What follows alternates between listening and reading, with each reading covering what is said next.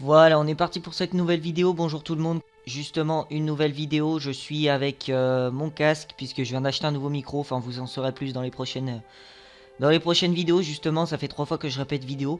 Je suis un petit peu fatigué là. Je suis pas très bien pour vous dire depuis quelques jours, mais j'ai décidé de vous faire cette j'ai décidé de revenir, de vous faire ce petit commentary parce que je me sens pas terrible, etc., etc.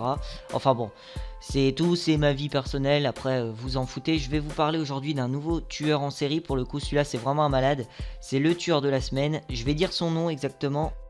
Tsutomu, excusez-moi, Miyazaki. Donc Tsutomu Miyazaki, ça fait pas mal de temps que je le connais, il a été arrêté il y a pas longtemps d'ailleurs. Il est âgé de 25 ans au moment des faits. Il a été surnommé par les médias le meurtrier otaku. Donc le terme otaku au Japon, ça désigne les garçons qui sont fans d'électronique, de manga, qui passent leur vie enfermés dans leur chambre. C'est des hommes vraiment qui vivent en marge de la société, hein, qui s'enferment chez eux et qui assouvissent leurs fantasmes, leurs fantasmes des jeux vidéo, des mangas. Donc depuis les années 1980... de plus en plus de jeunes au Japon se sentent rejetés, socialement inadaptés et refusent la réalité. C'est devenu l'expression d'un mal de vivre un peu, ce terme otaku. Vous allez comprendre pourquoi j'insiste autant sur ce mot. Oui, excusez-moi, j'ai été coupé. Donc oui, je disais puisque le mec c'est un malade. Voilà, j'ai eu un petit problème chez moi. Donc le mec c'est un malade, réellement, et il vivait en marge de la société et il a fait des crimes dégueulasses. Alors, les valeurs de groupe, de collectif leur est totalement inconnues. Et donc, ils sont rejetés, ils sont asociaux, ils ne peuvent pas passer à l'âge adulte. Et ce tueur-là, il a été arrêté en juillet 1989 en flagrant délit de viol sur une jeune fille dans un parc. Donc, en tout, il avoue également avoir enlevé et assassiné 4 jeunes filles qui possédaient de 4 à 7 ans. L'âge de ces victimes, c'est assez jeune. Ça s'est passé à Tokyo en 1988 et 1989 sur une période d'1 an, et c'est durant cette période-là qu'il va être arrêté en 1989. Donc on retrouvera d'abord le corps de sa première victime qui est resté plusieurs mois sur des collines près de chez lui. Donc il était réduit à l'état de squelette. Miyazaki avait coupé ses mains et ses pieds qu'il avait ramenés chez lui pour les conserver dans une armoire. Voilà. C'est pas tout, il a ensuite brûlé ses os dans un four, les a réduits en poudre et envoyé les cendres ainsi que plusieurs dents à la famille de la victime.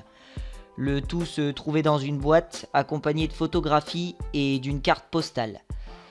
Il aimait aussi raconter dans des lettres ce qu'il avait fait avec la victime, aux parents, aux familles des victimes. Donc ça, on retrouve souvent des tueurs en série qui sont dans ce cas-là. Il a envoyé, en fait, dans ses lettres, il expliquait en détail le sort qu'il avait fait subir, et il avouera même avoir des relations nécrophiles et avoir mangé partiellement ses 2 dernières victimes. Donc dans tous ces meurtres, il a mutilé les corps des victimes, a bu leur sang et a dormi aux côtés des cadavres pour satisfaire ses envies sexuelles. C'est un acte de vampirisme, c'est un vampire. Plus de 5000 cassettes vidéo de films d'horreur dont certaines scènes tournées par Miyazaki ont été découvertes dans sa chambre. Son employeur avoua qu'il était silencieux, il était également obéissant et poli, il travaillait en fait dans la photographie. Et durant sa jeunesse, il avait toujours été un élève plutôt bon au départ. Mais après, forcément, il est devenu vraiment fan de jeux vidéo, etc. Et il vivait vraiment reclus dans sa chambre, hein. Il était toujours chez ses parents. Les filles, ils connaissaient pas ce que c'était. C'est pour ça que le Japon, certains Japonais ont du mal avec les femmes. Puisqu'il y a moins de femmes que d'hommes au Japon. Et quand tu sais qu'il y a certains couillons qui restent toute leur journée dans leur chambre, franchement, c'est pas... Voilà. Il y a des Japonais assez bizarres. Donc en 1997, une équipe de psychiatres de l'université de Tokyo a conclu que bien que souffrant d'une grave schizophrénie, l'assassin comprenait tout de même la gravité et les conséquences de ses crimes. Donc la gravité, c'est quand même des assassinats assez graves, hein, des jeunes filles. Il les a violées post-mortem, il les a mangées. C'est des assassinats très graves. Et donc il devait être considéré vraiment comme responsable de ces actes, hein. Il sera finalement pendu à Tokyo à l'âge de 45 ans, puisque oui, c'est un tueur mort, qui a été mort en tout cas, donc le 17 juin 2008.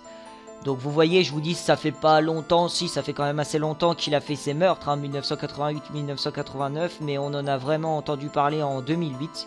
En 2008, je m'intéressais pas aux tueurs en série, mais c'est il y a pas longtemps que j'ai découvert plusieurs choses sur lui, dont je dirai pas où, hein, mais voilà. C'est pour ça que ça m'a donné envie de faire une vidéo là-dessus, sur cette espèce de gros malade. Donc son cas amènera le Japon également à s'interroger sur l'influence néfaste de certaines bandes dessinées ultra-violentes, malgré son très faible taux de criminalité. Le pays peut engendrer de temps en temps des meurtriers hors du commun. Voilà, ça je vous le dis, puisque le Japon, moi, il y a certains meurtriers au Japon, je ne peux pas, ils me dégoûtent trop. D'ailleurs, le seul meurtrier qui me dégoûte et qui me terrifie réellement, il est japonais. Voilà, c'est même pas un tueur en série. Bon, je ferai peut-être une vidéo sur lui un jour, mais ça va être compliqué étant donné que je sais pas si je vais vomir ou pas. Voilà, bon, c'était Yugs, je vous ai présenté Tsutomu Miyazaki, voilà, Tsutomu. J'espère que vous aurez aimé, je vous ai donné tout ce que je savais dessus, tout ce que je pouvais vous dire, j'espère que vous aurez apprécié. Bienvenue chez les fous et les dégénérés si vous vous abonnez encore une fois. Ciao tout le monde.